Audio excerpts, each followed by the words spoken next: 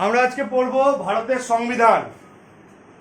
সংবিধান সম্পর্কে একটা বেসিক আইডিয়া দেবো যে জিকেতে মানে জেনারেল নলেজে পরীক্ষা পারপাসে কি কি কোশ্চেন আসে এবং সংবিধান থেকে কি কি পড়া যেতে পারে সেটা, আর কি সংবিধানটা কিভাবে তৈরি হলো সেই বিষয়ে যদি একটু জানা যায়। যতটা জানি ততটা চেষ্টা করবো। আমি তো অল্পই জানি, যেটুকু জানি সেটুকু বলবো।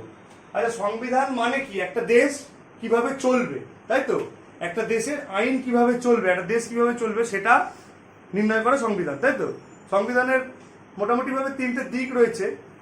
এক্সিকিউটিভ দিক একটা, লেজিসলেটিভ দিক একটা, আর জুডিশিয়ারির দিক একটা, তাই না? তিনটের সময় কিন্তু এক না। তার জন্যই এখন চোরপোর ধরা পড়ে, মানে জুডিশিয়ারি এখনো ইন্ডিপেন্ডেন্ট আছে বলে। যদি একনায়কতন্ত্র হতো তো গ্যাস গল্প শেষ, তাই তো? আমাদের যে নাগরিকের সম্মান রয়েছে, আমাদের আমরা ইচ্ছা খুশি মতো আমরা যা ইচ্ছা করতে পারি, তবে না দেশের বিরুদ্ধে কিছু না। আমরা ইচ্ছা মতো দেশে বিচরণ করতে পারি, যেখানে ইচ্ছে যেতে পারি, যা কিনতে পারি, সব কিছু আমাদের কিন্তু সংবিধান অধিকার দিয়েছে, তাই তো? আমাদের ফান্ডামেন্টাল রাইটসে দিয়েছে সেগুলো। আমাদের ফান্ডামেন্টাল ডিউটিসও আছে কিছু, সেগুলো আমাদের পালন করা উচিত। 51A, তাই না? 51 এ ধারায় কি বলেছে? কিছু ফান্ডামেন্টাল ডিউটিস, তাই না? 12টা মতো না 11টা, যাই হোক, ওই 11টা ফান্ডামেন্টাল ডিউটিস পালন করতে বলেছে। অনেক কিছু আছে তার মধ্যে। তা ফান্ডামেন্টাল রাইটস যে কটা আছে তার মধ্যে ফান্ডামেন্টাল রাইটস এখন কটা, ওটা পরে যাচ্ছি, ওগুলোর সম্বন্ধে পরে বলবো। আগে আমরা সংবিধান কি জেনে নিই। ভারতীয় সংবিধান কিন্তু হট করে হয়নি। ভারতীয় সংবিধান তৈরি করতে বিরাট একটা খাটনি ছিল তার পিছনে। তার সংবিধান দু রকমের হয়, একটা হচ্ছে রিটেন কনস্টিটিউশন আর একটা হচ্ছে নন রিটেন কনস্টিটিউশন। একটা লিখিত সংবিধান হয়। সংবিধান কি হয়? লিখিত আর অলিখিত। মানে লেখা নেই এমন সংবিধান হয়। যেমন অলিখিত সংবিধানের উদাহরণ চাই ব্রিটিশ। হ্যাঁ, ব্রিটিশ কনস্টিটিউশনটা হচ্ছে অলিখিত সংবিধান। লিখিত সংবিধান আমাদের ইন্ডিয়ান, আর কার? আমেরিকান, অনেক কেউ আছে। ঠিক আছে, লিখিত সংবিধান আর অলিখিত সংবিধান। পৃথিবীর সবচেয়ে একটা খুব ইম্পর্টেন্ট কোশ্চেন পরীক্ষায় আসে, যেটা যে পৃথিবীর সবচেয়ে লংগেস্ট লেন্দিয়েস্ট কনস্টিটিউশন কোনটা? ভারতীয় সংবিধান সবচেয়ে বড় লিখিত সংবিধান, লংগেস্ট বা লেন্দিয়েস্ট কনস্টিটিউশন। হ্যাঁ, বিভিন্ন দেশ থেকে নেওয়া হয়েছে। তার মানে কি, মানে চুরি করা হয়েছে নাকি? না, আমাদের সংবিধান ইউনিক কেন জানিস? ফ্লেক্সিবল কেন জানিস? কারণটাই হচ্ছে বিভিন্ন দেশ থেকে নেওয়া হয়েছে বলে। সব দেশের আইনটাকে ভালো করে পড়ে নেওয়া হয়েছে, কনস্টিটিউশনটাকে পড়ে সব দেশের ভালো ভালো যে জিনিসগুলো সেগুলোকে আস্তে আস্তে তুলে নেওয়া হয়েছে। ঠিক আছে, যেমন ফান্ডামেন্টাল রাইটস কোথা থেকে নেওয়া হয়েছিল? ফান্ডামেন্টাল রাইটস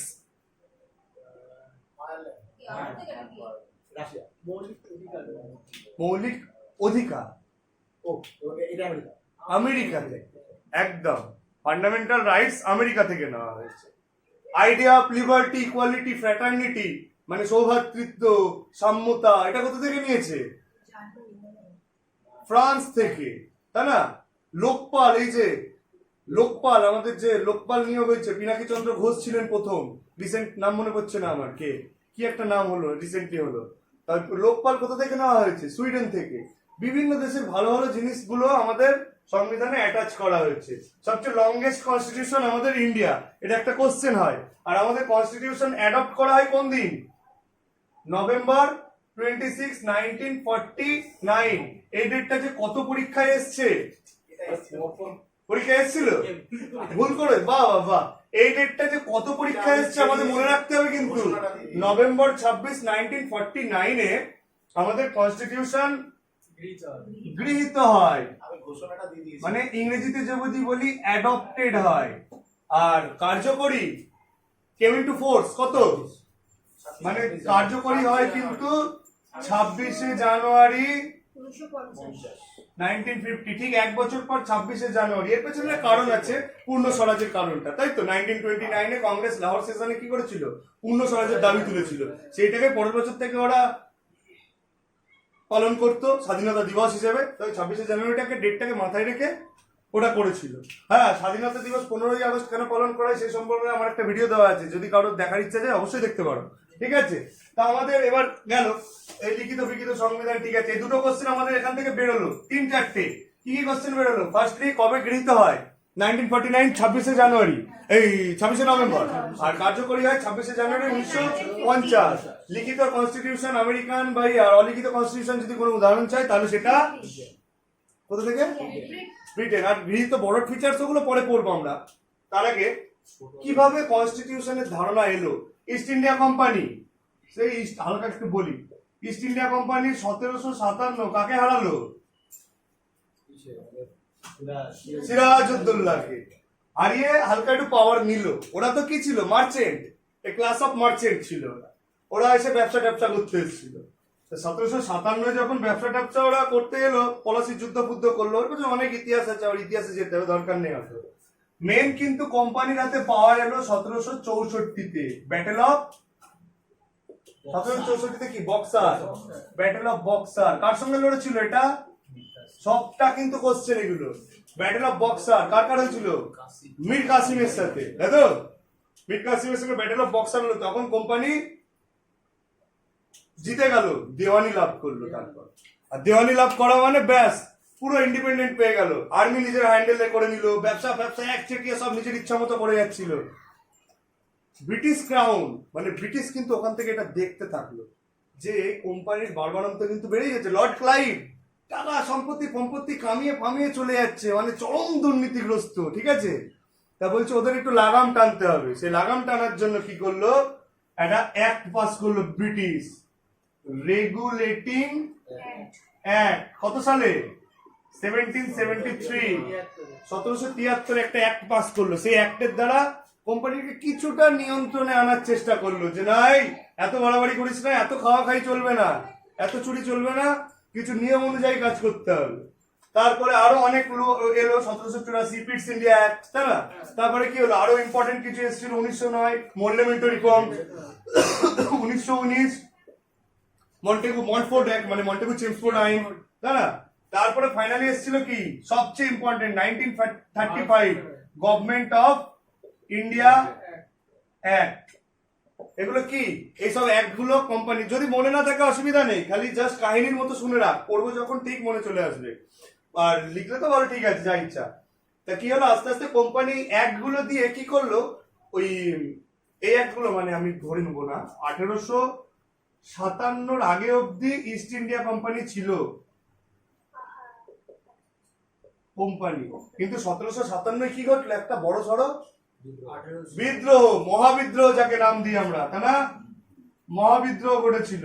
তারপরে দেখলো যে কোম্পানিকে আর রাখা যাবে না, তাকে কি করবো? 1858 রানী ওখানকার ওদের হাতে পাওয়ার নিয়ে একটা করে ভাইসরয় আর একটা করে secretary of state.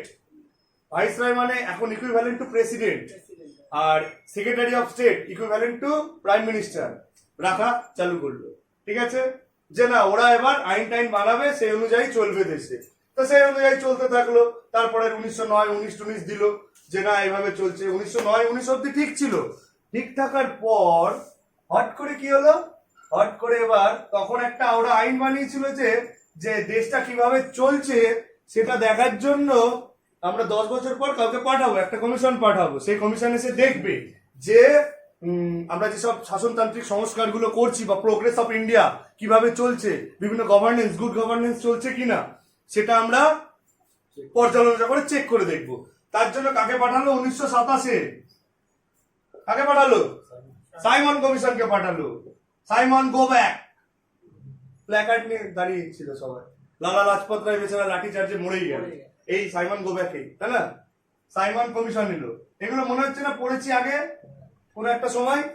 Simon commission 1927 পাঠালো যে কেমন কি আমাদের চলছে শাসন, সেটা একটু দেখে আসো।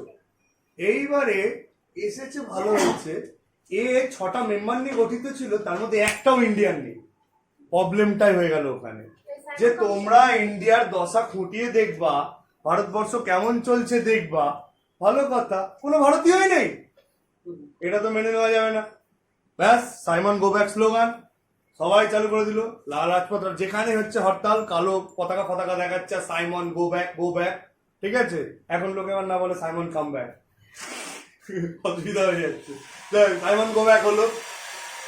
তা তখন নামটা মনে পড়ছে না, বিরকানহেড, লর্ড বিরকানহেড, সেক্রেটারি অফ স্টেট, কি করলো? কংগ্রেসকে একটা চ্যালেঞ্জ ছুড়ে দিল।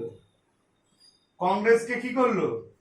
বললো তোকে একটা চ্যালেঞ্জ ছুড়লাম তোমাদের, যে এত যে বকাবকি করছো, যে একটা ড্রাফট বানিয়ে দেখাও কনস্টিটিউশনে। লর্ড বিরকানহেড, বিরকানহেড, বানানটা ভুল হতে পারে, ঠিক আছে। ও কি করলো? সেক্রেটারি অফ স্টেট ছিলেন তিনি, বললেন যে চলো তোমাদেরকে আমি একটা চ্যালেঞ্জ দিলাম, একটা কনস্টিটিউশন ড্রাফট করে দেখাও। তোমরা যেখানে বলছো যে ভারতীয়দের হাতে সব দিতে হবে বা কিছু, তাহলে একটা কনস্টিটিউশন ড্রাফট করে দেখাও, একটা ড্রাফট কনস্টিটিউশন করে দিল।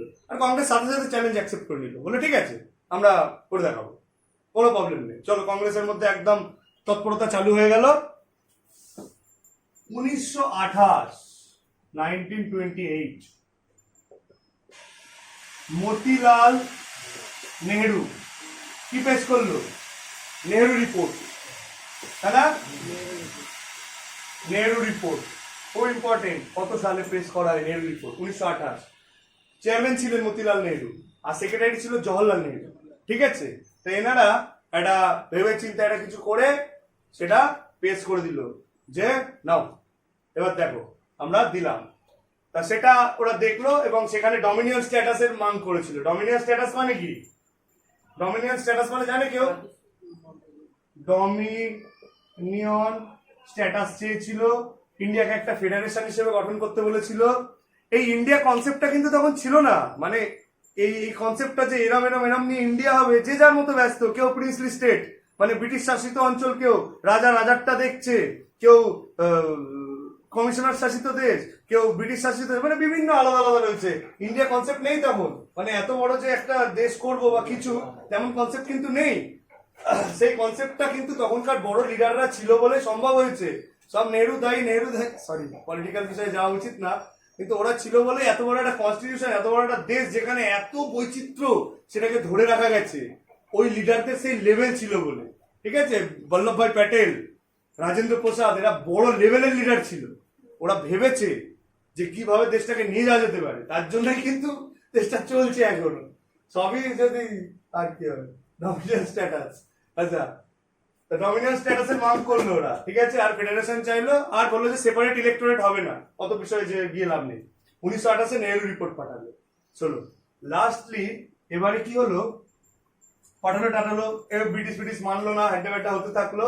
1940 গিয়ে ব্রিটিশ ফাইনালি বললো যে হ্যাঁ, ইন্ডিয়ার একটা কনস্টিটিউশন দরকার, সেই কনস্টিটিউশনটা ইন্ডিয়ানরাই মেক করবে, মানে বানাবে।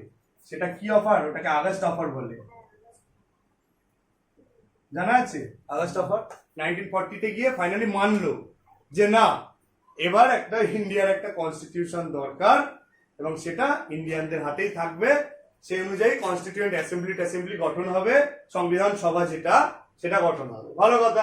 1946 কে এলো? ক্যাবিনেট মিশন প্ল্যান, তাই তো? ক্যাবিনেট মিশন প্ল্যান এলো, সেখানে পুরোপুরি বলে দেওয়া হলো যে হ্যাঁ, ইন্ডিয়ার একটা ড্রাফট হবে কনস্টিটিউশন এবং তার জন্য একটা কনস্টিটিউয়েন্ট অ্যাসেম্বলি গঠিত হবে। সেই কনস্টিটিউয়েন্ট অ্যাসেম্বলি নিয়ে এবার আমাদের কোশ্চেন, এতক্ষণ যেটা বললাম ব্যাকগ্রাউন্ড ছিল। সেই কনস্টিটিউয়েন্ট অ্যাসেম্বলি যেটা ক্যাবিনেট মিশন প্ল্যানের আন্ডারে বানানো হলো, সেই কনস্টিটিউয়েন্ট অ্যাসেম্বলিটাই আমাদের কনস্টিটিউশন ড্রাফট করলো। এগুলো কিন্তু টোটালটা একটা কোশ্চেন, সবই কোশ্চেন বলা যায় কিন্তু, তাই তো? এই কনস্টিটিউয়েন্ট অ্যাসেম্বলিটা একটা কনস্টিটিউশন ড্রাফট করলো, মানে করবে, আস্তে আস্তে করবে, একবারে তা সম্ভব না। তো এবারে কি হলো? কনস্টিটিউয়েন্ট অ্যাসেম্বলি গঠিত হলো, কনস্টিটিউয়েন্ট অ্যাসেম্বলি গঠিত হলো 389 মেম্বারসদের নিয়ে, তাই না? 389 মেম্বারসদের নিয়ে কনস্টিটিউয়েন্ট অ্যাসেম্বলি গঠিত হলো। ভালো কথা। প্রথম মিটিং কত সালে হয়েছিল জানা আছে? প্রথম মিটিং কবে ডাকা হয়?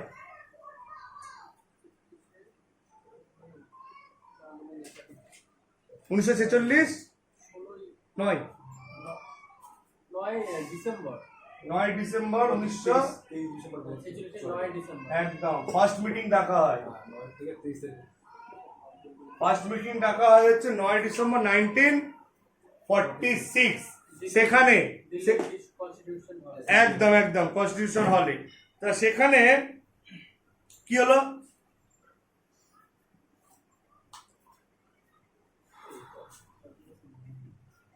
ইন্টারিম প্রেসিডেন্ট কে কাকে ধরা হলো? ইন্টারিম প্রেসিডেন্ট মানে অন্তর্বর্তীকালীন প্রেসিডেন্ট কাকে, মানে অস্থায়ী সভাপতি হিসেবে কাকে রাখলো?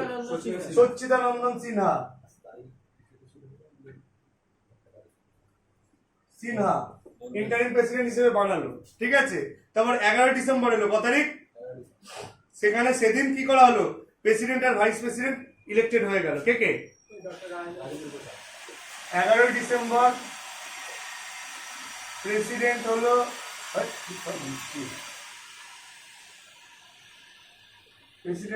আর প্রসাদ মানে রাজেন্দ্র প্রসাদ, আর ভাইস প্রেসিডেন্ট এইচ.সি. মুখার্জি, হরিশ্চন্দ্র মুখার্জি, তাই না? Harishchandra Mukherjee vice president elected হলো আর রাজেন্দ্র প্রসাদ প্রেসিডেন্ট ইলেক্টেড হলো, তাই না? এবার কি হলো, তারপর এদের মধ্যে একটা ইয়েটে চললো। আর আরেকটা ইম্পর্টেন্ট লোক ছিল, কনস্টিটিউশনাল অ্যাডভাইজার হিসেবে একজনকে অ্যাপয়েন্ট করা হলো। কে? আচ্ছা, লাস্ট ডেটটা কি ছিল? এইচ.সি. মুখার্জি। এটা ইন্টারিম প্রেসিডেন্ট, এটা মানে অস্থায়ী সভাপতি বা অন্তর্বর্তীকালীন, মানে 2-1 দিনের জন্য যে সভাপতি একটা এলো, আচ্ছা একে তারা আপাতত সভাপতি বানানো হোক। একে তারা বানানো হলো, 11 তারিখ চেঞ্জ হয়ে ফাইনাল নিয়ে দিল যে রাজেন্দ্র প্রসাদ প্রেসিডেন্ট আর ও ভাইস প্রেসিডেন্ট। ও দুদিনই ছিল, দুদিনের জন্য পদ, ওর পদের লাভ ছিল না, ও পদ ছেড়ে দিল। এইচ.সি. মুখার্জি মানে হরিশ্চন্দ্র মুখার্জি, তাই তো? এটা জানা আছে? Thank you. তারপর কি হলো, আর কি হবে, যাওয়ার তাই। বি.এন. রাও, খুব ইম্পর্টেন্ট ট্রেন। কি বানানো হয়েছিল এনাকে? বি.এন. রাওকে কি বানানো হয়েছিল বলে ভালো বলতে পারছি না, ও ফুল ফর্ম জানতে হবে না, অত ফুল ফর্ম জেনে কি করবি? কি ছিল ফুল ফর্ম আছে না? হ্যাঁ, সচ্চিদানন্দন সিনহা। স্পিকার না, স্পিকার কনস্টিটিউশনাল অ্যাডভাইজার, তাই না? একজন অ্যাডভাইজার হিসেবে অ্যাপয়েন্ট করা হলো ওনাকে। আর এম.এন. রায় কে ছিল বলতো? কমিউনিস্ট মুভমেন্টের একজন নেতা, তাই না?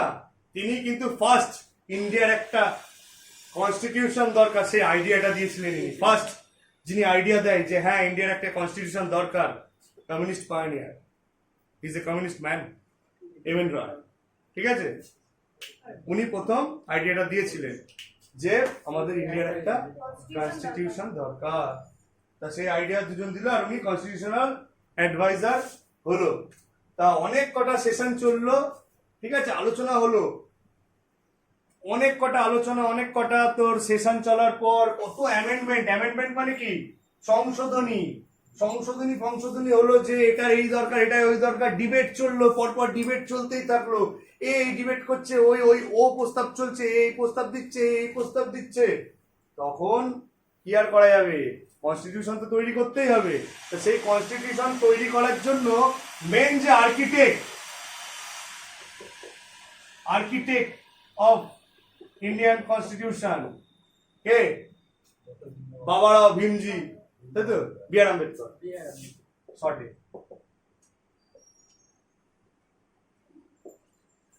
Chief architect of Indian constitution, ইনি ইন্ডিয়ান কনস্টিটিউশনের চিফ আর্কিটেক্ট। গান্ধীজি আর বি.আর. আম্বেদকরের মতামতে মিল ছিল না, কেন? উনি ডিপ্রেসড ক্লাসদের নিয়ে বলতো, যে যারা অনগ্রসর জাতি তাদের নিয়ে বেশি কথা বলতো, মতের মিল ছিল না। কিন্তু গান্ধীজি বলে রেখেছিল কংগ্রেসদের যে যখন ভারতীয় সংবিধান গঠন হবে তখন কিন্তু ওই সংবিধানের যে কমিটি হবে তাতে অবশ্যই বি.আর. আম্বেদকর যেতে থাকে। একটা দানব লোক ছিল, মানে জ্ঞানের দানব, ঠিক আছে? হয়তো উনি নিচু জাতির লোক হতে পারে, কিন্তু ওনার জ্ঞানের ভান্ডারটা উঁচু জাতির থেকেও মারাত্মক উঁচু ছিল। ঠিক আছে, উঁচু নিচে আমরা তৈরি করেছি, মানুষ তৈরি করেছে আর কিছু না। বাবা সাহেব বলা হয়। হ্যাঁ, বাবা সাহেব ভীমরাও আম্বেদকর। তা উনি চিফ আর্কিটেক্ট। আরেকটা ওই ড্রাফটিং কমিটি যেটা ছিল মেন ড্রাফটিং কমিটির চেয়ারম্যান, কতবার যে পরীক্ষায় এসেছে তার বলার নেই, তাই তো। হ্যাঁ, খসড়া কমিটি। খসড়া কমিটির চেয়ারম্যান, বাংলায় বলে খসড়া কমিটির চেয়ারম্যান। খসড়া কমিটির চেয়ারম্যান ছিলেন বি আর আম্বেদকর, আর ওনাকে chief architect of Indian constitution বলা যেতে পারে, হ্যাঁ। আচ্ছা, খসড়া কমিটিতে মোট কজন ছিল? যে মেন খসড়া করছে কনস্টিটিউশনটা, সেই খসড়া কমিটিতে মোট ছিল হচ্ছে সেভেন মেম্বার ছিল। এটা পরীক্ষায় আসা কোশ্চেন, আমি WBCS না কিছু একটা পেয়েছি পরীক্ষা দিতে গিয়ে, যে কতজন ছিল খসড়া কমিটিতে। হ্যাঁ, খসড়া কমিটিতে 7 জন ছিল, আর মানে ড্রাফটিং কমিটিতে আর চেয়ারম্যান ছিল বি আর আম্বেদকর। কতজন ছিল এটাই কোশ্চেন, মনে থাকবে। ও তো এবার কনস্টিটিউশন তো তৈরি করলো এইসব লোকজন, অনেক কমিটি তৈরি হলো। তার আগে কনস্টিটিউশনে কটা কি আছে সেটাই তো জানি না। মানে আমাদের কনস্টিটিউশন, কতগুলি ধারা আছে। হ্যাঁ, আমাদের কনস্টিটিউশন অফ ইন্ডিয়ার, ভারতীয় সংবিধানের কটা কি আছে সেটা আমাদের জানতে হবে, তাই তো। ভারতীয় সংবিধান যখন প্রথম হয় তখন তার মধ্যে ছিল হচ্ছে 22টা পার্টস। কটা পার্টস? মানে অংশ, 22টা, 395 আর্টিকেল, 395টা ধারা, 8টা শিডিউলস ছিল। আর্টিকেলস মানে ধারা, আর শিডিউলস মানে তপশিল, ঠিক আছে। এটা কোশ্চেন পরীক্ষা। কটা পার্ট? 22টা পার্ট আমরা 2 মিনিটে মুখস্থ করে ফেলবো, ঠিক বলে দেবো, চাপ নেই। 22টা পার্ট মুখস্থ আছে? 22টা পার্ট কোন থেকে যাবে? আচ্ছা, 22টা পার্টের আমি একটা ট্রিক অ্যাপ্লাই করার চেষ্টা করবো। 22টা পার্ট মনে থাকবে, শিডিউলার অ্যাপ্লাই করবো। হ্যাঁ, সব হবে তো আস্তে আস্তে। তাহলে হ্যাঁ, ঠিক বলেছো যে ধারা এখন কটা হয়ে গেছে? মোটামুটি 470 এখন, নাও 470 আর্টিকেলস হয়ে গেছে। পার্ট 25টা, আর শিডিউল 12টা হয়ে গেছে। কিন্তু সংবিধান শুরুর সময় জিজ্ঞাসা করে বেশিরভাগ, আর এগুলো পরে অ্যাটাচ করতে হয়েছে। মিডিলে ওই 4টে ফুচকা খেলে একটা ফ্রি, ওরকম ভাবে মনে রাখতে হবে। 22টা পার্টি থাকবে। ওই মিউনিসিপ্যালিটি, পঞ্চায়েত আর ওই ট্রেড রিলেশনটা 3টে পার্ট ঢুকেছে, আর কিছুই না, ঠিক আছে। ওই পার্টগুলোর জন্য 25টা হয়ে গেছে। আলটিমেট ওগুলো একটা উপপার্ট হিসেবে মনে রাখা যায়। আর 12টা শিডিউল 4টে ঢুকেছে, ওটাও সেই মিউনিসিপ্যালিটি, পঞ্চায়েত ঢুকেছে। অ্যান্টি ডিফেকশন ল ঢুকেছে 10, তাই তো। অ্যান্টি ডিফেকশন ল ঢুকেছে না? দলত্যাগ বিরোধী আইন, হ্যাঁ ওটা। যাই হোক, ওগুলো নিয়ে আমরা আলোচনা করবো পরে। তা এই হলো আমাদের কনস্টিটিউশনের এই 25টা পার্ট, 470টা ধারা, আর কি 12টা শিডিউল। আর কিছু আছে?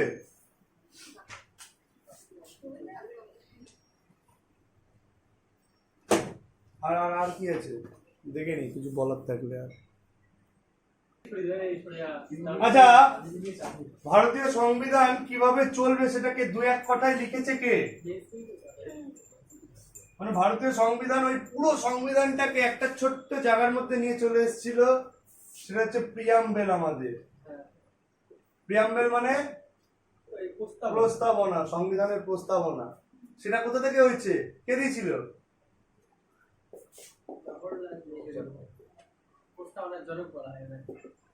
Objective resolution.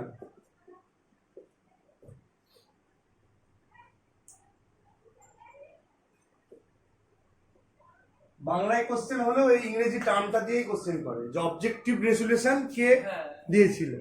আর এটা বাংলা যদি বলতে চাই, সমূহ সংক্রান্ত প্রস্তাব। সমূহ সংক্রান্ত প্রস্তাব, তার থেকে অবজেক্টিভ রেজলিউশন বলা ভালো না? কোশ্চেনে অবজেক্টিভ রেজলিউশন এটা দেয়, কোশ্চেনে অবজেক্টিভ রেজলিউশনই দেয়। 1946 13ই ডিসেম্বর পাস করেছিল উনি। এটা সর্বসম্মতভাবে গৃহীত হয় এবং এটাকেই ভারতের প্রিয়াম্বেল বলে গৃহীত হয়। মনে থাকবে? অবজেক্টিভ রেজলিউশনস, এটা আমরা জানি। আর সংবিধানে পরে তিনটে জিনিস অ্যাড হয়। আমাদের প্রথমে কিন্তু সেকুলার কথাটা ছিল না, তাই তো? সোশ্যালিস্ট কথাটা ছিল না, ছিল সেকুলার সোশ্যালিস্ট। 42তম সংবিধান সংশোধনী। ভারতের সংবিধান কেন ইউনিক? কারণ ভারতের সংবিধান ইউনিক কারণ এটাকে আবার ফ্লেক্সিবল, অ্যামেন্ডমেন্ট করা যায়। 100-র উপরে অ্যামেন্ডমেন্ট হয়ে গেছে অলরেডি, তাই না? মানে এটাকে সংবিধান করে করে চেঞ্জ করা যায়। কিন্তু কিন্তু তাহলে তো লোকে সবকিছু চেঞ্জ করে দিতে পারে, সেকুলার ওয়ার্ড উঠিয়ে দিতে পারে, সোশ্যালিস্ট ওয়ার্ড উঠিয়ে দিতে পারে না। বলে দিয়েছে যে না না না, চেঞ্জ করতে পারো ঠিক আছে, অ্যামেন্ডমেন্ট করতে পারো ঠিক আছে, কিন্তু বেসিক স্ট্রাকচারকে চেঞ্জ করা যাবে না। কনস্টিটিউশনের বেসিক স্ট্রাকচারকে চেঞ্জ করা যাবে না। একবারই খালি প্রিয়াম্বেল চেঞ্জ হয়েছিল 1976 এ, একবারই 1976 এ 42nd অ্যামেন্ডমেন্টে ওই সোশ্যালিস্ট, সেকুলার আর ইন্টিগ্রিটি এটা প্রিয়াম্বেলে অ্যাড হয়েছিল। প্রিয়াম্বেলে কি লেখা আছে? We the people of India having solemnly resolve to constitute India into a sovereign socialist secular republic democratic republic, তাই তো? Sovereign socialist secular democratic republic. এই সোশ্যালিস্ট সেকুলার এই কথাটা ছিল না। 1976 42nd অ্যামেন্ডমেন্ট। অ্যামেন্ডমেন্ট মানে কি বললাম? সংবিধান সংশোধনী। সংশোধন করেছে এটাকে, সংশোধন করে যে এই দুটো ওয়ার্ড ঢুকিয়েছিল প্রিয়াম্বেলে। প্রিয়াম্বেল মানে কি? প্রস্তাবনা। সেই প্রস্তাবনাটা আমরা সেই প্রতিটা বইয়ের প্রথমে থাকি না, আমরা ভারতের জনগণ ভারতকে একটি সার্বভৌম সমাজতান্ত্রিক গণতান্ত্রিক প্রজাতন্ত্র রূপে গড়ে তুলতে ওটা মুখস্থ করবি আজকে। হ্যাঁ, we the people of India having solemnly resolve to constitute India into a sovereign socialist secular democratic republic, তাই তো? এটা আমার পুরোটা মনে। একটা কোশ্চেন আছে এখান থেকে, প্রিয়াম্বেল অফ কনস্টিটিউশনে ইন্ডিয়া কথা কবার আছে? বলতে পারবো না। দুবার ইন্ডিয়া কথা উল্লেখ আছে। প্রিয়াম্বেল অফ কনস্টিটিউশন ইন্ডিয়া কথাটা দুবার আছে। পুরো প্রিয়াম্বেলটা পড়ে দেখো, ভারত কথাটা দুবার লেখা আছে। এটাও একটা কোশ্চেন। কোশ্চেন না হলে বড় কোনো ইন্টারভিউ যদি যেতে যাও এইসব কোশ্চেন ফেস করতে হবে, যে আমাদের প্রিয়াম্বেলে ইন্ডিয়া কথাটা কবার উল্লেখ আছে বলতে পারবে? আচ্ছা পুরো প্রিয়াম্বেলটা বলে যাও তো একবার। সব বই ছোটবেলা থেকে লেখা আছে কিন্তু কেউ বলতে পারবে না। তাহলে পুরোটা এটা পড়েই নি কোনো দিন। আজকে গিয়ে পড়বি তো? এই হলো ব্যাপার। 1976 এ একবারই খালি চেঞ্জ হলো যে এই তিনটে ওয়ার্ড ঢোকালো, তারপর বলে দিল যে না আর কিছু চেঞ্জ করা যাবে না, তুমি যা ইচ্ছা করো ছেড়খানি করো, কিন্তু বেসিক স্ট্রাকচারের সাথে সংবিধানের ছেড়খানি করা যাবে না। সেটা Kesavananda Bharati versus state of Kerala case 1973 supreme court ruled out. Supreme court বললো যে কি ছেড়খানি করা যাবে না বেসিক স্ট্রাকচারের সাথে। কনস্টিটিউশনের বেসিক স্ট্রাকচার তুমি চেঞ্জ করতে পারো না, তুমি চাইলেই এই কয়েকটা ওয়ার্ড সরিয়ে দিতে পারো না, তুমি চাইলেই ইন্ডিয়াকে ফেডারেশন থেকে ইউনিটারি করে দিতে পারো না, তুমি চাইলেই এক নায়কতন্ত্র এনে নিতে পারো না। ইন্ডিয়া কনস্টিটিউশন অনুপাতে চলবে। আরে উইনস্টন চার্চিল কি বলেছিল? উইনস্টন চার্চিল তো এরকম ভাবে উপহাস করে বলেছিল যে এত বড় দেশ, এত লোক, কনস্টিটিউশন 2 বছর চালাতে পারবে না দেশ। ইন্ডিয়ান লিডার যারা আছে বানাক না কনস্টিটিউশন, ছেড়ে দাও ওদেরকে। উইনস্টন চার্চিল এটা বলেছিল। চার্চিল তো উনি এখন উপর থেকে দেখছে যে দেশটা চলছে সুন্দরই চলছে। আরে তখনকার লিডারদের কোপ ছিল, তখনকার যে কটা বললাম না লিডার ছিল, তারা দেশের জন্য আগে ভাবতো। অনেক ক্রিটিসিজম আছে, ভুল মানুষ করতে হয়, ভুল করেছে অনেক, এটা অ্যাকসেপ্ট করতে হবে আমাদের যে অনেক ভুল করেছে। কিন্তু যে যে লিডার গুলো ছিল না তখন, তাদের ওই এমটা বা ওই মোটোটা এক ছিল ইন্ডিয়া, তার বাইরে ভাবতো না ওরা। ঠিক আছে, তো ইন্ডিয়াকে আমাদের দাঁড় করাতে হবে। যা সর্দার বল্লভভাই প্যাটেল আয়রন হ্যান্ড নিয়েছিল, তাই তো? মানে জুনাগড়, হায়দ্রাবাদ এগুলোকে সব এক করে নিয়েছিল। গন্ডগোল হয়ে গেছিল কাশ্মীরটা নিয়ে। ওই কাশ্মীর তো মানে হাতির সেটাই গন্ডগোলটা হয়েছে, ওটা একটা ভুল। ওখানে জওয়াহরলাল নেহরু যদি 3 দিন চেয়েছিল যে জওয়াহরলাল নেহরু মানে ইউএনএতে 3 দিন পরে তাহলে পুরো কাশ্মীর চলে আসতে হবে। কাশ্মীর চলে আসতে ওই জায়গাটা তখন বলেছিলেন না নতুন মানুষ স্টেপ হয়েছে এরকম করা উচিত, মানে নীতিবোধ দেখাতে গিয়ে একেবারে আমাদের হাতছাড়া হলো। সেটা একটা সমস্যা, যাক হাতছাড়া না, এখনো চলছে, চলে যাচ্ছে। রাজ হয়ে যাচ্ছে, হ্যাঁ কাজ হচ্ছে এখানে। হ্যাঁ थोड़ा बहुत है हमारे থোড়া বহুত है না হবে পুরোটাই হবে কাজ চলছে দেখি বেশ ভালোই এদিকে এই পুরোটাই হবে তোমার ওই অগ্নিবীরদের নিয়ে। না, হ্যাঁ, একদম বাস্তব কথা দেখি। না, না। এই কেশবানন্দী এই ভিডিও state of Kesavananda versus state of Kerala सुने आ रहे হ্যাঁ, थे না না এই কেসটা বলে দিয়েছিল যে বেসিক স্ট্রাকচার আমাদের, আমরা পলিটিক্যাল কথায় যাবো দরকার নেই, আমরা মেন জায়গায় যাব যে 1973 কেশবানন্দ ভারতী কেস বলে দিয়েছিল বেসিক স্ট্রাকচার চেঞ্জ করা যাবে না। আর চার্চিল উপহাস করেছিল যে ইন্ডিয়াকে তো চালাতে পারবে না, কিন্তু ইন্ডিয়াকে তো চালিয়ে দিল। এত বড় constitution, written constitution, world's longest, মানিয়েছে কেউ? নিয়েছে সব জায়গা থেকে, ভালো ভালো জিনিসগুলো নিয়েছে, তাই না? বড় ফিচার্স নিয়েছে, কত কিছু নিয়েছে। তো তখন বলেছিল কনস্টিটিউশন চেঞ্জ করা যাবে না, কনস্টিটিউশন রিজিড। এই দিক থেকে আমাদের কনস্টিটিউশন, WBSI একটা কোশ্চেন এসেছিল, ডেসক্রিপটিভ কোশ্চেন, যে আমাদের সংবিধান একদিক থেকে সেন্ট্রিক মানে ইউনিটারি, আর অন্য দিক থেকে রাজ্য ভিত্তিক।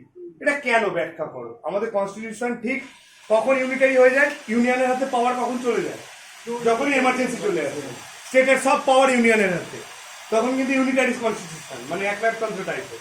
আবার যখন নর্মাল অবস্থায় সব স্টেটের হাতেও পাওয়ার ডিস্ট্রিবিউশন রয়েছে, তাই তো? পাওয়ার ডিস্ট্রিবিউট, স্টেটের হাতেও কিছু ডিস্ট্রিবিউট রয়েছে পাওয়ার, আবার সেন্টারের হাতেও কিছু ডিস্ট্রিবিউট পাওয়ার রয়েছে, ফেডারেল স্ট্রাকচারও রয়েছে। এর জন্য এটাকে ফেডারেলও বলা যেতে পারে, ইউনিটারি বলা যেতে পারে। একটা ইউনিক কনস্টিটিউশন আমাদের কনস্টিটিউশনটা, তাই তো? ফ্লেক্সিবলও আবার রিজিডও, তাই তো? অ্যামেন্ডও করতে পারছি, আবার বেসিক স্ট্রাকচার সরাতে পারছি না, রিজিড, তাই তো? এর জন্য আমাদের কনস্টিটিউশনটা সত্যি একটা সুন্দর, আর এই অনুপাতেই চলেছে। বানিয়েছে লেজেন্ড লোক, না যে কেউ তো বানায়নি, যারা বানিয়েছে তারা লেজেন্ড ছিল, মানে লেজেন্ড। হ্যাঁ হ্যাঁ হ্যাঁ, অতটা দিন সময় লেগেছে। টোটাল কতদিন সময় লেগেছে? 2 বছর 11 মাস 18 দিন। 11 মাস 18 দিনও ধরে, অনেক অপশনে 17 দিনও দেয়। হ্যাঁ 18 দিনটাই পারফেক্ট। 18 দিনটা পারফেক্ট, কিন্তু অপশনে যদি 18 না থেকে 17 থাকে, 17 মারতে হবে। কিছু করার নেই, যেমন কেটু যদি থাকে কেটু মারতে হবে, নাহলে কাঞ্চনজঙ্ঘা, কিছু করার নেই, অপশন থেকে মারতে হবে আমাদের, তাই তো? তাই এই কনস্টিটিউশন এরকম ভাবে আমাদের তৈরি হয়েছিল, হাতের দোরগড়ায় এসেছিল। আমরা এখান থেকে অনেক কটা কোশ্চেন এগুলো জানলাম, সেগুলো জানার দরকার ছিল। আর কিছু কমিটি তৈরি হয়েছিল, যেমন ইউনিয়ন পাওয়ার কমিটি, জওয়াহরলাল নেহরু ছিল, তাই না? আরো অনেক কিছু হয়েছিল, অনেক ইতিহাস আছে। এরপরে কনস্টিটিউশন তৈরির পর দেশ চালু হলো, দেশ চালানো হলো। চাও আর ওই 26শে জানুয়ারি কেন 1949, 26শে নভেম্বর তো কনস্টিটিউশন রেডি হয়ে গেছে। তাহলে 26শে জানুয়ারি 1950 অব্দি অপেক্ষা করলো কেন? আনিস এতদিন কি দরকার ছিল? রেডি তো, তাই এতদিন অপেক্ষা করার কি দরকার কনস্টিটিউশন চালু করার জন্য? হ্যাঁ, তখনও অধিবেশন চলছিল তো। তখন অধিবেশন চলছিল। হ্যাঁ, 1950 সালে তোমার 24 শেষ অধিবেশন হয়ে গেছে অলরেডি, 24শে নভেম্বর লাস্ট ভাবে সবাই সিগনেচার করে দিয়েছে, মানে লাস্ট সর্বসম্মত ভাবে গৃহীত হয়ে গেছে। আচ্ছা ঠিক আছে, ক্ষমতায় সব। হ্যাঁ। December January. আচ্ছা 26শে জানুয়ারি অব্দি ওয়েট করলো, কারণ একদিনে তো সই ফই মেরে ওই দিন নিয়ে চালু কার্যকর করে দিতে, এফেক্টিভ করে দিতে পারতো। এই দিন অ্যাডপ্ট করলো, গৃহীত হলো সর্বসম্মত ভাবে, আর এদিন এফেক্টিভ হলো। হ্যাঁ, এই দুটো কোশ্চেন কিন্তু খুব ইম্পর্টেন্ট কোশ্চেন। কেন? তার কারণটা হচ্ছে 1929 26 জানুয়ারি কি ঘটনা ঘটেছিল? এনিওয়ান? এই যে জাতীয় কংগ্রেস লাহোর সেশন। হ্যাঁ, লাহোর সেশনে কংগ্রেস কি দাবি তুলেছিল? পূর্ণ স্বরাজ, মানে পূর্ণ স্বরাজের সম্পূর্ণ স্বাধীনতা, নো ডমিনিয়ন স্ট্যাটাস। আর ডমিনিয়ন স্ট্যাটাসে আমরা থাকবো না, চাপেই থাকবে না। কোনো চাপ রাখবো না, ডমিনিয়ন স্ট্যাটাস রাখবোই না। ডমিনিয়ন স্ট্যাটাস মানে কি? ব্রিটিশ কমনওয়েলথের আন্ডারে একটা স্টেট হয়ে থাকতে বলছিল ইন্ডিয়াকে, যে ব্রিটিশের আন্ডারে তুমি একটা রাজ্য, ঠিক আছে, বা একটা দেশ। কিন্তু সেই দিন জেএল নেহরুই বললো, যে নেহরুর জন্য এখন তেলের দাম বাড়ছে, যাই হোক, সেই নেহরুই বললো পূর্ণ স্বরাজ আমাদের চাই, আমরা ডমিনিয়ন স্ট্যাটাসে দাঁড়িয়ে থাকবো না, মানে আমাদের পূর্ণ স্বাধীনতা দরকার। আর কোন ওইসব সব ছেড়ে দাও, অনেক দেখে নিয়েছি তোমাদের আর বুঝিয়ে সুঝিয়ে লাভ নেই, এবার আমাদের পূর্ণ স্বরাজ লাগবে। কি করলো 1930 থেকে একদম 26শে জানুয়ারি কি করলো? স্বাধীনতা দিবস পালনও চালু করে দিল। চল পূর্ণ স্বরাজ ডে, আমাদের ওই দিন আমরা এবার থেকে পালনও চালু করে দিল। এই দিন লাহোর সেশনে অ্যাডপ্ট হলো, ওদের গৃহীত হলো আর 30 থেকে মানানো চালু, ঠিক আছে, পতাকাও তোলা চালু। তা সেই দিনটাকে মেমোরেবল, কারণ স্বাধীনতা তো আমাদের 26শে জানুয়ারি ডেটে হলো না, কেন হয়নি 15 আগস্ট, কারণ বলা আছে ভিডিওতে, দেখে নেবে সবাই যারা দেখোনি, আর যাদের ইচ্ছা নেই তারা এটাই দেখে। আর কি বলে এটা 26শে জানুয়ারি, তা ওই ডেটটাকে একটা মেমোরেবল তো করতে হবে, একটা বড় ডে ছিল কংগ্রেসের কাছে। তাই জন্য বললো আরে মাত্র তার 2 মাস বাকি, ওয়েটই করে যায়, এই দিনটাকে এফেক্টিভ করি, তাহলে কি হবে, আমাদের ওই দিনটা প্রজাতন্ত্র দিবস হিসেবে পালন করা চালু হয়ে গেল। ব্যাস, এই ছিল আজকের কাহিনী কনস্টিটিউশন নিয়ে। সব একটা ওভারঅল একটা আইডিয়া দেওয়ার চেষ্টা করলাম কনস্টিটিউশনের ওপর। সবাই একটু কনস্টিটিউশনের বইটা খুলে যদি একটু পড়ো, এই ওভারঅল, কারণ এইসব তো আর ওই নোট ফোট করে লিখে ফুকে হয় না, এগুলো একটা ওভারঅল আইডিয়া লাগে, সব পড়লে ওভারঅল একটা আইডিয়া চলে আসে, তাই আস্তে আস্তে পড়তে হবে আর বুঝতে হবে। কনস্টিটিউশনের উপর একটা ওভারঅল আইডিয়া দিলাম, এখান থেকে অনেক কোশ্চেন বেরোবে, যদি কেউ ধৈর্য ধরে ভিডিওটা দেখে তার কিন্তু অনেক কটা কোশ্চেন বেরোলো, প্রায় গোটা 30-40 কোশ্চেন বেরিয়ে যাবে এখান থেকে, যেগুলো এক্সাম পারপাসে কিন্তু খুব ইম্পর্টেন্ট। আর এই দুটো কোশ্চেন, এই কোশ্চেন মানে কোন এক্সামে আসেনি সেটা আমার আর মনে নেই, WBCS এও আসে, UPSC তেও এসছে, নিচু থেকে ওপর সব জায়গায় এসছে এই কোশ্চেনগুলো, ঠিক আছে। তাই ভিডিওটা একটু যদি মন দিয়ে দেখা যায়, আশা করি গোটা 5 কোশ্চেন পারা যাবে। আর ওভারঅল আইডিয়া একটা কনস্টিটিউশন যে কোনো ছোটখাটো পরীক্ষার জন্য এইটুকুটা পড়লে, যেটুকু আলোচনা করলাম সেটুকু পড়লে, কটা শিডিউল আছে, কটা পার্টস আছে, বড় ফিচার্স কি কি ইন্ডিয়ার, মানে কোথা থেকে কি গৃহীত হয়েছিল, আর একটু সিটিজেনশিপ সম্পর্কে, একটু ফান্ডামেন্টাল রাইট সম্পর্কে, একটু প্রেসিডেন্ট সম্পর্কে, একটু প্রাইম মিনিস্টার সম্পর্কে, একটু রাজ্য সম্পর্কে, একটু ইউনিয়ন সম্পর্কে, কয়েকটা আর্টিকেল, ব্যাস কনস্টিটিউশন রেডি যে কোনো পরীক্ষার জন্য, তাই তো। তাই এইভাবে আমাদের পড়ে যেতে হবে। আর যদি WBCS এক্সাম দেওয়ার ইচ্ছা থাকে তাহলে তো পুরো প্রতিটা জিনিস ডিটেলসে পড়তে হবে আমাদের, পুরো একদম সেরা বই তো লক্ষ্মীকান্ত, তার উপর তো কোনো বই হয় না। আর স্টার্টিং করা যেতে পারে অন্যান্য কোনো একটা ক্লাস 11-12 একটা রাষ্ট্রবিজ্ঞানের বই নিয়ে, সেটা পড়া যেতে পারে। পড়ে এটা কিন্তু আমি WBCS এর জন্য বলছি, নর্মাল এক্সামে কিন্তু 2-3টের বেশি পলিটির কোশ্চেন থাকে না আউট অফ 100, কিন্তু WBCS দিলে মেন পেপারে 200 নম্বরের একটা মেন পেপার রয়েছে, আবার কনস্টিটিউশন 25 নম্বর অলরেডি কনস্টিটিউশন আর ইকোনমিক্স রয়েছে। সুতরাং WBCS দিলে পড়তে হবে অনেকটা, এগুলো জানতে হবে ভাস্টলি, আর নর্মাল এক্সামগুলোর জন্য ঠিক আছে। তা আমাদের একটা ওভারঅল আইডিয়া দিচ্ছে, আর ভিডিওর মধ্যে অনেক ডিস্টার্ব হয়েছে, একটু আওয়াজ হয়েছে, ওটাকে দয়া করে সহ্য করে নিও, এবং তার জন্য দোষী আমি, কিছু মনে করো না ওটা। এর পরের দিন থেকে এটা হবে না, আমরা একটা অন্য পন্থা অবলম্বন করবো পরের দিন থেকে, যাতে কোনো রকম আওয়াজ না আসে।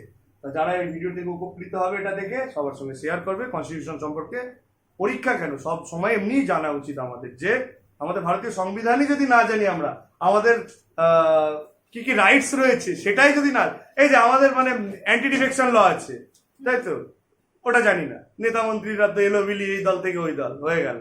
তারপরে কি রয়েছে, ওই হেভিয়াস কর্পাস রয়েছে আমাদের, মানে একজনকে কাস্টাডিতে নিয়ে গেলে পুলিশকে তাকে ম্যাজিস্ট্রেটের সামনে হাজির করতে হবে 24 ঘন্টার মধ্যে, যদি হাজির না করে, প্রমাণ না দেখাতে পারে, ছেড়ে দিতে হবে। এগুলো আমাদের কনস্টিটিউশন আমাদের অধিকার দিয়েছে, আমাদের কনস্টিটিউশন বাক স্বাধীনতার অধিকার দিয়েছে, আমরা যা ইচ্ছা বলতে পারি। তবে দেশবিরোধী কথা না, তারও এগেনস্টে আছে। আমরা মানে বললে কি আজাদি, হিন্দিতে যেটা বলে, তাই না, বলার আজাদি পেয়েছি আমরা, কাউকে আমরা বলতে পারি, আমরা ক্রিটিসাইজ করতে পারি। Criticism is the pillar of democracy, মানে ক্রিটিসিজমই যদি না থাকলো তাহলে ডেমোক্রেসির মানে কি, তাই না। আমরা সিটিজেনশিপ, নাগরিকত্ব কিছু অধিকার পেয়েছি, সব পেয়েছি এই যে চালু হয়ে গেল। এগুলো হচ্ছে মিউজিক ভিডিও। আচ্ছা, তা আমরা কনস্টিটিউশনের ওপর এতটা দিলাম, অনেক কথা বললাম, বলতে থাকলে 3-4 ঘন্টার ভিডিও হয়ে যাবে, শেষ হবে না, বলতে থাকলে মানে চলতি কা নাম গাড়ি থামবেই না। তার জন্য আমরা ওভারঅল একটা আইডিয়া দিয়েছি, সেই অনুযায়ী পড়তে হবে। আর আস্তে আস্তে আমরা বিভিন্ন পার্টসের ওপর বা ধারা, ইম্পর্টেন্ট কিছু ধারা, শিডিউলগুলো কিভাবে মনে রাখা যেতে পারে, পার্টসগুলো কিভাবে মনে রাখা যেতে পারে, তার একটু শেখানোর চেষ্টা করবো। ট্রিকগুলো আমাদের সাথে জুড়ে থেকো, কনস্টিটিউশন সম্পর্কে আশা করি অনেকটা শেখা যাবে। Thank you.